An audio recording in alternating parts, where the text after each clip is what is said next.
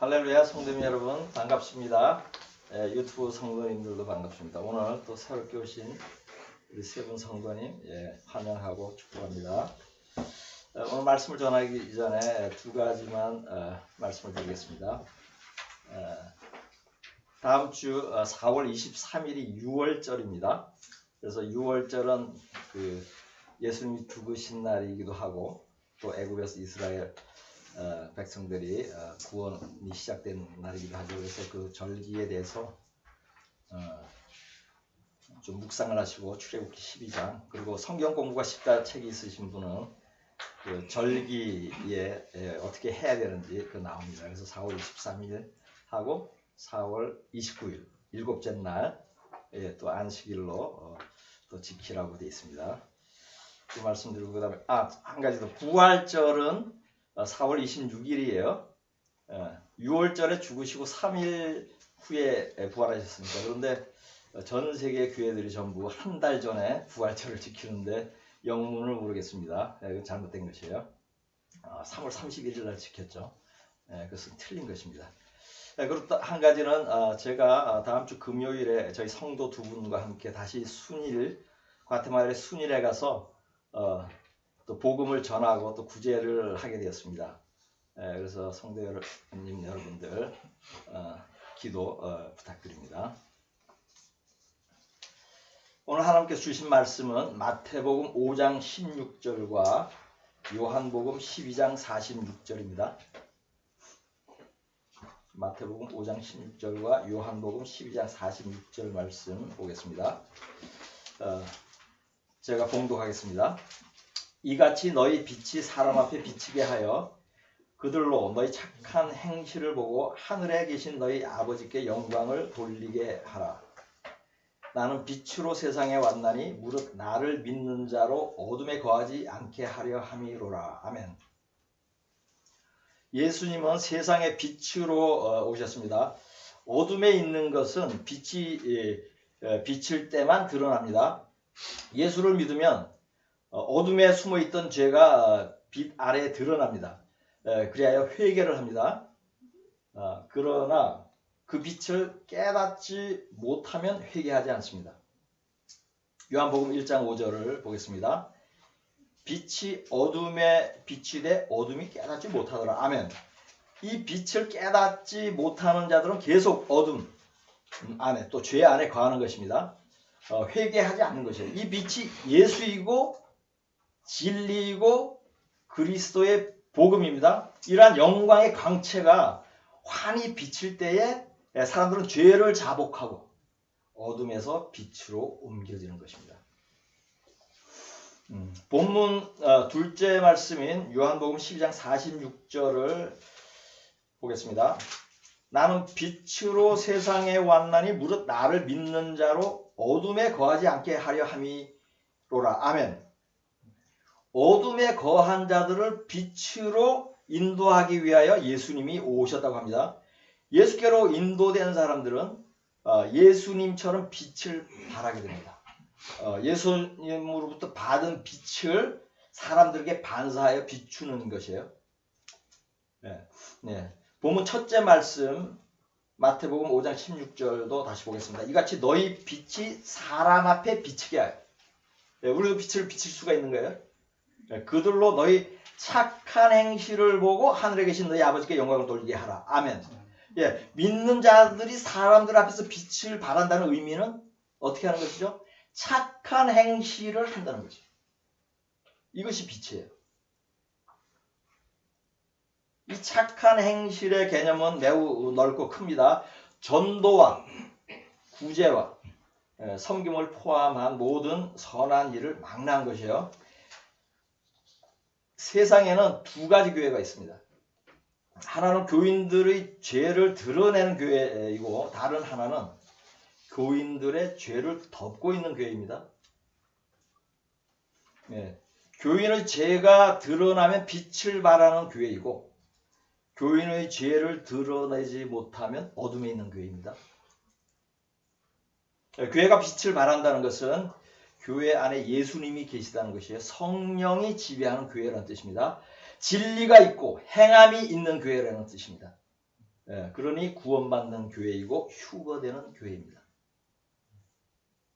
에베소서 5장 13절을 보겠습니다. 그러나 책망을 받는 모든 것은 빛으로 말미암아 드러나나니 드러나는 것마다 빛이니라. 아멘. 이 구절은 교회 안에서 빛을 발하는 원리를 설명하고 있죠. 그것은 뭐예요? 교인을 책망하는 것이에요. 다시 말씀하면 교회가 빛이 되려면 성도들의 잘못을 책망해야 한다는 것이에요. 그러나 한국의 교회들은 교인을 책망하지 않죠. 그러므로 어둠에 있는 것입니다. 한국 교회 목사들은 교인들을 고객으로 대우를 합니다. 저도 오랫동안 손님으로 잘 대우받으면서 신앙생활을 한 적이 있습니다.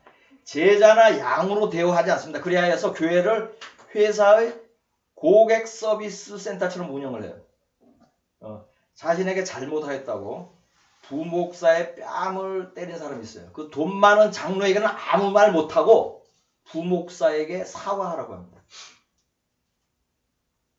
부목사는 교회의 권위입니다. 교인의 권위예요. 권위를 폭행한 교인을 출교시키는 것이 마땅합니다. 그렇죠? 그런데 교회는 반대로 합니다. 고객이 떠날까 두려운 것입니다. 이것이 한국 교회가 어둠에 있다는 증거입니다. 이처럼 교인을 한 사람이라도 놓치지 않으려고 혈안이 되어 있는데 어떻게 교인을 책망하겠고 교회가 빛을 발하겠습니까? 교인의 수가 수십 명만 되어도 목사는 교인들이 어떤 어둠에 있는지 몰라요. 그러므로 교인을 훈계하고 싶어도 어떤 어둠에 있는지 모르니까는 훈계나 책망할 수가 없는 것이에요. 불가능합니다. 그러니 한국 교회는 세상의 빛이 될 길이 없어요. 그러나 빛을 발하는 교회가 한국에 전혀 없는 것은 아닙니다. 전국에 5만 개의 교회가 있다면 50개는 참교회일 것입니다. 교회 1000개 중에 하나가 참교회라는 것인데 이 수치는 막연하게 제가 추측한 것이 아닙니다. 이스라엘의 참 선지자 엘리야 한 명에 거짓 선지자가 850명이었다는 그 성경 기록에서 유추해서 영감을 받은 것이에요. 또한 바알에게 절하지 않은 7,000명에서도 숫자에 영감을 받았습니다. 그 당시 이스라엘 인구가 700명이라고 추정하면 1000명에 한 사람이 참 성도였던 것이에요. 이러한 추정이 맞을 것으로 보는 또 다른 근거는 제가 50년 동안 믿음 생활을 하면서 참 목사를 한 사람도 보지 못하였다는 사실입니다. 이것은 과장으로 드리는 말씀이 아니에요. 사실이에요.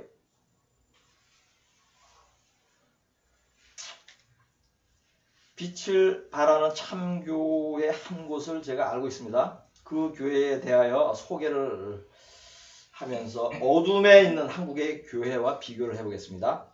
이 교회는 경기도 김포에 소재하고 있습니다. 목사가 거주하는 집이 예배 장소입니다. 성도의 수는 10여 가정이에요. 이 교회 설교를 유튜브로 꾸준히 들으면서 믿음 생활을 하는 분들이 상당수 있는 것으로 여겨지는데 정확한 숫자는 제가 알지 못합니다. 제가 이 교회에 대해서 상세히 알고 있는 이유는 제가 목회를 하고 있는 교회이기 때문입니다. 지금부터는 저희 빌라델비아 교회가 빛을 발하는 참교회인 것을 두 가지 근거로 논증을 하겠습니다. 하나는 교회가 행하는 일이고 다른 하나는 교회의 열매입니다. 저희 빌라델비아 교회는 성도들을 권면하고 훈계하고 책망합니다. 그래야 사람들의 어둠과 죄가 드러나게 하고 빛으로 인도하여 이것은 성령이 지배하는 교회라는 증거입니다. 이러한 교회에서 믿음 생활을 하며 성도들은 회개합니다. 겸손해집니다. 순종이 습관화됩니다. 욕심이 없어집니다. 남의 유익을 위해 살게 됩니다. 죄는 그 모양이라도 버리게 됩니다. 영혼이 평안합니다. 성화되어 갑니다. 거듭나고 구원받게 됩니다. 왜냐하면 빛을 발하는 교회이고 성령의 인도를 받는 교회이기 때문입니다. 저희 교회 성도들은 이러한 열매를 맺고 있습니다. 그러니 저희 교회 성도들이 빌라델피아 교회가 참 교회라는 증거이고 증인들입니다. 그러나 대부분의 교회는 죄를 드러내지 못합니다. 훈계하고 책망하지 않습니다. 이러한 교회에서 믿음 생활을 하면 회개하지 않습니다. 교만해집니다. 불순종이 습관화됩니다. 탐심이 생깁니다. 자신의 유익을 위해 살게 됩니다. 죄를 짓습니다. 심령에 평강이 없습니다. 거듭나지 않습니다. 구원받지 못합니다. 왜냐하면 어둠의 영이 지배하는 교회이고 거짓 목사를 통해 마귀가 역사하는 교회이기 때문입니다. 빛이 있는 교회, 참교회 안에서는 삶이 변하지 않으면 적응을 못합니다. 잘못된 믿음 생활의 습관에 젖은 사람은 스스로 고쳐야 한다는 그런 깨달음이 없으면 곧 이러한 교회를 떠나게 됩니다. 제가 김포에서 목회를 한 기간 중에 3년, 2021년 1월에서 2023년 말까지 20여 명의 교인들이 저희 교회를 섬겼습니다. 그 중에는 멀어서 예배 참석하지 못하지만 제 가르침을 따라서 믿음 생활을 한 가정들도 있습니다. 그 중에 절반은 1년이 안 되어 떠났습니다. 저희 교회 성도 수는 작지만 영에 속한 사람들이고 거듭난 성도들입니다. 온유한 사람들입니다. 모두 말씀대로 행하며 살고 있습니다. 저희 교회를 섬기는 분들은 1년이 고비예요. 1년이 고비입니다. 1년 정도 훈련을 잘 받으면 성화되고 거듭나는 열매를 온전히 맺게 됩니다. 그러나 중간에 떠나면 그러한 열매를 맺지 못합니다. 이렇게 말씀할 수 있는 것은 제가 성도들의 믿음과 영적 상태를 잘 알고 있기 때문이에요. 성경은 매우 상세하게 그들에게 필요한 영양분을 줍니다. 영양분을 알려줍니다. 그것이 권면이고 예언의 말씀이고 또 훈계이고 책망입니다. 필요에 따라서 믿음의 크기에 따라서 적절하게 말씀을 주십니다. 그렇게 하십니다. 이런 말씀에 순종하면 계속 저희 교회에서 남아서 믿음 생활을 하게 되지만 불순종을 하거나 불순종할 마음이 있으면 떠나게 돼요. 자신들은 자신의 선택으로 교회를 떠나는 것으로 여기겠지만 실제로는 성령이 교회를 위하여 떠나게 한 면이 있습니다. 그러므로 이러한 사람들이 다른 교회를 가서 다시 참된 믿음 생활을 하기는 어렵다고 판단하는 것이며 한편 안타깝게 여기는 것입니다. 그래서 지금 현재 제 가르침을 따르며 믿음 생활을 하는 분들 중에 중간에 포기하지 말 것을 권면합니다. 여기 오신 분들도 그렇고 유튜브 성도님들도 1년 버티세요. 과일도 수확을 하려면 1년을 기다려야 합니다. 제 경험도 1년 이상 저희 가르침에 훈련이 되면 구원의 길을 평탄하게 갈 수 있습니다. 그렇다고 저희 가르침이 어려운 것은 아닙니다. 뭐 엄격한 것도 아니에요. 매우 쉽고 간단합니다. 모두 성경에 있는 말씀입니다. 그럼에도 불구하고 성도들이 다소 어렵게 느끼는 원인은 그런 가르침을 들은 적이 없기 때문에 전에 다른 교회에서 훈계를 듣거나 책망을 받아본 적이 없기 때문에 그러므로 어색한 거예요. 또 어떤 데 자존심 상하고 불쾌한 생각이 들면서 떠나는 것이에요. 제가 이분들을 고객으로 대우하지 않고 제자로 대우하였기 때문에 그런 것이에요. 다른 한 가지 이유는 자신이 행할 수 없는 가르침을 들었을 때 마음에 찔려 떠나기도 합니다. 구원받기 위하여 그 가르침대로 행하여야 하는데 그것을 행하지 않아도 구원받을 것으로 잘못 믿음으로서 떠나는 것이에요. 그런 분들도 있어요. 저희 교회는 행하는 믿음입니다. 본문 구절은 믿는 자가 세상에 빛이 되는 것은 선한 행실을 함으로 된다고 말씀합니다. 그러나 많은 사람들이 교회에서 은혜의 의미를 잘못 배워서 행하지 않아도 마음으로 믿기만 하면 구원받는 줄로 알고 있습니다. 틀린 것입니다. 목사들이 믿음과 행함을 상대되는 개념으로 가르칩니다. 믿음과 행함은 동일한 것이에요. 예, 상대되는 개념이 아닙니다. 믿음은 항상 행함으로 증거가 됩니다. 그러므로 성경은 내가 행함대로 심판받는다고 말씀하지 내 믿음대로 심판받는다고 하는 말씀은 한마디도 없습니다. 저희 성도들의 특징 중에 하나는 돈을 사랑하지 않는다는 것입니다. 재물을 쌓지 않습니다. 검소하게 먹고 살고 가난한 자들을 힘써 돕니다. 그럼에도 불구하고 부족함이 없습니다. 늘 평안합니다. 함께 예배를 드리는 것이 기쁘고 즐겁고 은혜가 넘쳐납니다. 찬양도 기쁘고 성도 간에 떡을 떼며 교제하는 시간도 은혜의 연속입니다. 매주 간증거리를 갖고 와서 나눕니다. 날마다 구원의 믿음이 더해지는 것을 느낍니다. 최근에 또 다른 저희 교회의 열매가 있었습니다. 그것은 과테말라의 가난한 마을 순일에서 행하신 하나님의 기적입니다. 지난 설교에서 간증을 하였지만 다시 최근 상황을 정리하여 말씀을 드리겠습니다. 제가 그곳에서 50여 가정을 방문하여 2천만 원을 구제하며 복음을 전한 것이 지난 2월이었어요. 그 후에도 3월 중에 1,400만 원을 송금하여서 그곳에 세운 교회를 통해서 지속적으로 구제와 복음의 전도가 이루어지고 있습니다. 다음 주에 저와 성도 두 분이 과테말라로 가서 전도와 구제를 할 계획입니다. 지난 2월에 갔을 때도 추수를 하였지만은 이번에 더 많은 추수를 할 것입니다. 그것은 추수할 곡식이 너무 많습니다. 밭이 하얘요. 예. 그때는 한 팀이었다면 이번에는 세 팀이 움직일 것입니다. 급히 다시 가게 된 배경에는 하나님께서 구제할 물질을 점점 더 많이 주고 있기 때문입니다. 예. 큰 금액을 주신 이유는 즉시로 가능한 많은 사람을 구제하라는 뜻입니다.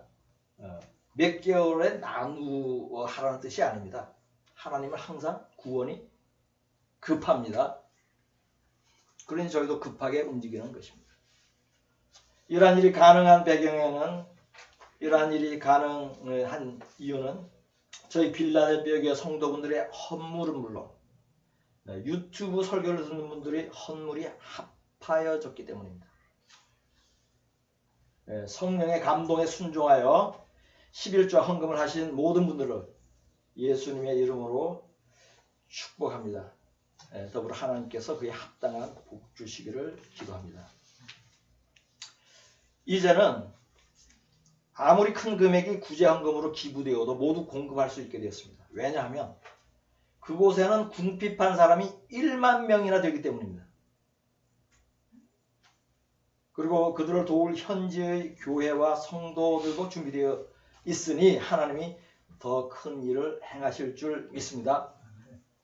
순일의 빌라델피아 교회를 개척하여 직접 가난한 자들을 구제하기 전에는 저희도 구제기관에 기부를 하였습니다. 그러나 이처럼 가난한 가정에 직접 구제를 하면 구제기관을 통하여 하는 것보다 좋은 점이 있습니다. 크게 4가지입니다. 첫째로 구제기관은 운영비 명목으로 일부를 사용합니다. 보통 한 20% 정도 사용한다고 해요. 둘째, 구제기관은 직접 가난한 가정에 돈을 전달하지 않아요. 교육비나 의료 지원비도 하고 또 우물 파는 그 비용이라든가 그런 식으로 간접 지원을 합니다. 그런데 저희 교회는 직접 가난한 가정에 돈을 전달합니다. 가난한 상태를 보아가면서 금액을 조금 차별하기도 해요. 셋째, 구제기관은 신용도를 측정하기 어렵지만 저희 교회를 통하면 구제한 대상의 이름과 액수와 전달한 증빙사진이 모두 있으므로 완전히 신뢰를 할 수 있어요.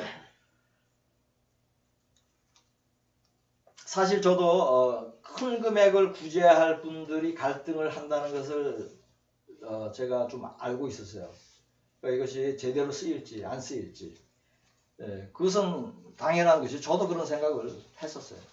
그래서 제가 고민하면서 기도를 했는데 하나님께서 응답을 하신 것입니다. 네 번째, 기독교 구제기관일지라도 가가호호 다니면서 전도와 구제를 하지는 않죠.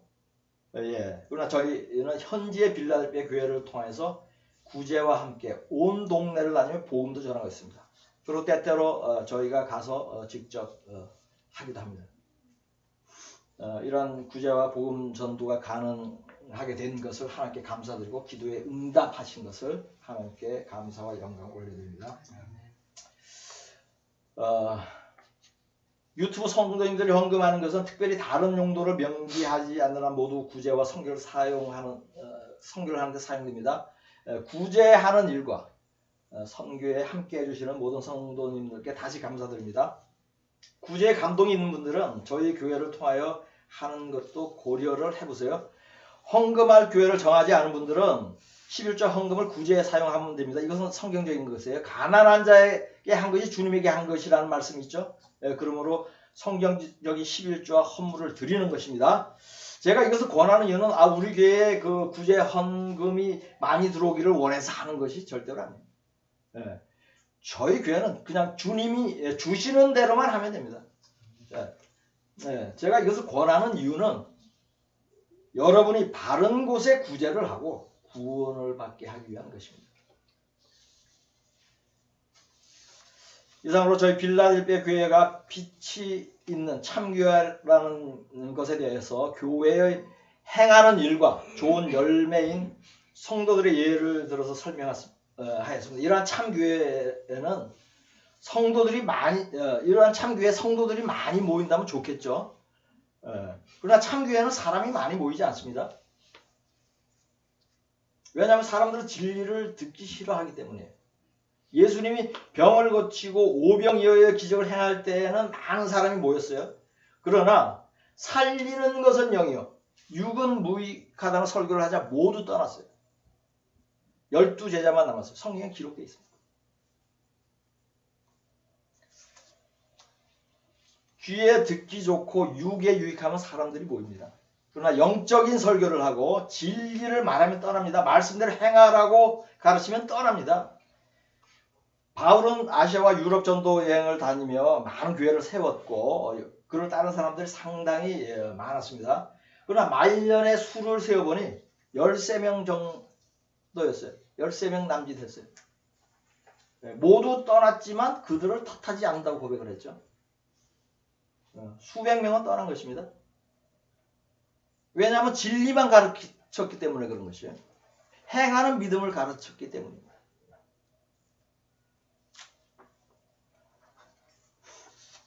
예수님과 바울의 예에서 본 대로 진리를 가르치는 교회에는 사람이 모이지 않습니다.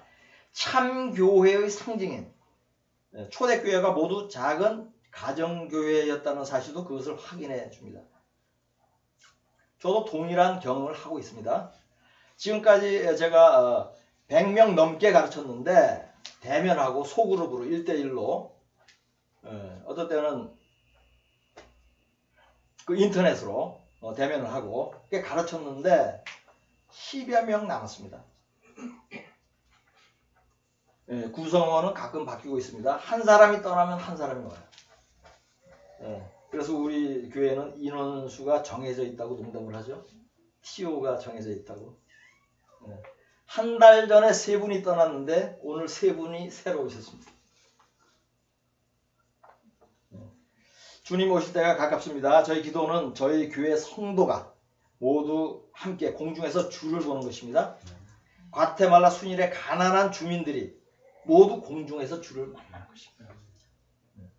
가랑과 어둠에 있던 순일에 저희 교회를 통하여 빛을 비추게 하시고 또 전도와 구제의 착한 행실로 하나님께 영광을 돌리게 하신 우리 주 예수 그리스도의 은혜에 감사드립니다. 본문 말씀으로 설교를 마치겠습니다. 이같이 너희 빛이 사람 앞에 비치게 하여 그들로 너희 착한 행실을 보고 하늘에 계신 너희 아버지께 영광을 돌리게 하라. 나는 빛으로 세상에 왔나니 무릇 나를 믿는 자로 어둠에 거하지 않게 하려 함이로라. 아멘.